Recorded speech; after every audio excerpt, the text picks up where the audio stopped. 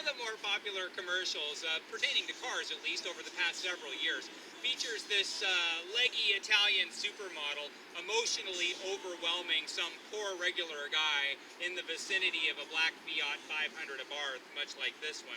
And although the commercial itself is quite catchy, it doesn't really speak to the personality of this car. It's not some leggy Italian supermodel from the shores of Lake Como. It's more like a loud, fun party person that you meet at some club somewhere just looking to have a good time. First off, the Abarth is quite loud. It's got a really, really different exhaust than you're used to hearing on a factory car. And in fact, it sounds fantastic. It doesn't sound like a small four-cylinder engine. It turns heads everywhere it goes, because it sounds like a Maserati or something like that. And we'll turn it on and we'll take a listen to that sound. Now, speaking of Maserati, there's a company very much like Maserati in the World War II era called Cisitalia, and the person who ran their sports car division was a person named Carlo Abarth, and so that's where the Abarth comes from. Cisitalia went bankrupt in 1948. Abarth buys what's left of the company, and in 1949 starts building race cars and such. In 1963, he comes out with the Abarth 595. Looks just like this car right here, and is repackaged as the Fiat 500 and sold through the Fiat line as well. And so the look is the same, but the performance is very different on the modern era Fiat 500 Abarth. We're going to take a look at where that performance begins. It begins under the hood with a 160 horsepower turbocharged four-cylinder motor. And it has a dual mode torque concept by way of a sport button.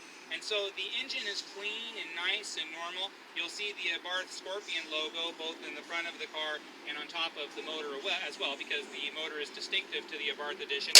Where the Scorpion comes from is Carlo Abarth's birth sign. He was a Scorpio. Taking a look at the color scheme, black and red, very sporty, very cool. And then, like a lot of Italian cars, they want something a little more dramatic than what everybody else is doing on the inside. And so lipstick red leather is a pretty nice touch. When you speak of Italy, however, the car itself is not made in Italy. The company, the parent company, is now Fiat and Chrysler together. And the car itself, many are made in Poland, and the rest are made in Mexico. Now, there's a sport button right here. So the car has 160 horsepower, has 150 pound-feet of torque.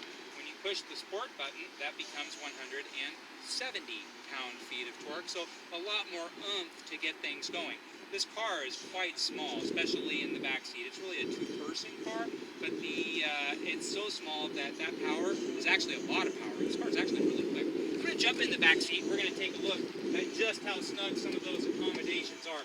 One nice thing when you pull the lever is that the seat automatically slides forward, but that's where the nice touches end. It's actually teeny tiny in the back. And so now, if you're not 6 feet tall, you'll be slightly more comfortable, but my knee is all of 2 inches deep in the back of this chair if I'm in any way in a comfortable seating position.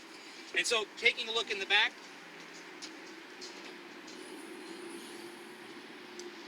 a decent trunk. It's a small car, and so you're not expecting this to be a Lincoln Town car in the back, but it is snug. It's good for a couple of weekend getaway bags, some light weekend grocery shopping, that sort of thing, but not much more than that. The good news is that the seats fold down in the back, and so if you really need the space, suddenly this small car becomes a station wagon. It's actually very, very spacious with the seats in the down position. Also, these headrests, you have to remember when people plop into the back seat, they're very hard and they're very low position. And if you forget that they're there, when you plop down there, you can really kind of put a stinger on your neck. So if you are going to have passengers in the back seat, just be mindful and keep these elevated. It's just because it's small, when you keep them elevated, it just kills your rear view. And so it's just something that you need to be mindful, not just with this car, but any small kind of sporty number like this. As I look on the passenger side, I mean, it has great lines. It's certainly a very good-looking car, and it gets nice fuel economy, 28 in the city and 34 on the highway. So it's sporty. It's more than sporty. It's fast. It's good-looking. It's cool. It's not a ton of money. I mean, a lot of variables that are very likable.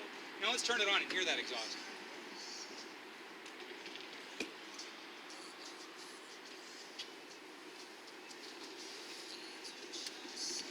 So when I talk about that loud, fun-loving type at the club, I'm talking particularly about this exhaust. Now you can hear that turbo spooling up as well, and so you have two distinctive sounds between the turbocharger and the exhaust pipe. Under full throttle, it actually sounds really fantastic. Again, it sounds more like a Maserati than anything else, and you literally will notice if you go out on a sporting drive in this, you'll just be turning heads everywhere you go because it sounds so exotic that everybody's sure it's a $100,000+ car. It's certainly not a $100,000 plus car. Pre-owned car like this with miles, 16,000 miles, is under $17,000, and so it's certainly an affordable car. Leather, moonroof, remaining factory warranty, that sort of thing. And if you have any questions about this car at all, or anything that we have here at Honda of Seattle and Toyota of Seattle, please don't be afraid to reach out. My name's Joe Tunney. I'm the pre-owned director of Honda of Seattle and Toyota of Seattle. Reach me anytime at joet@hondaofseattle.com.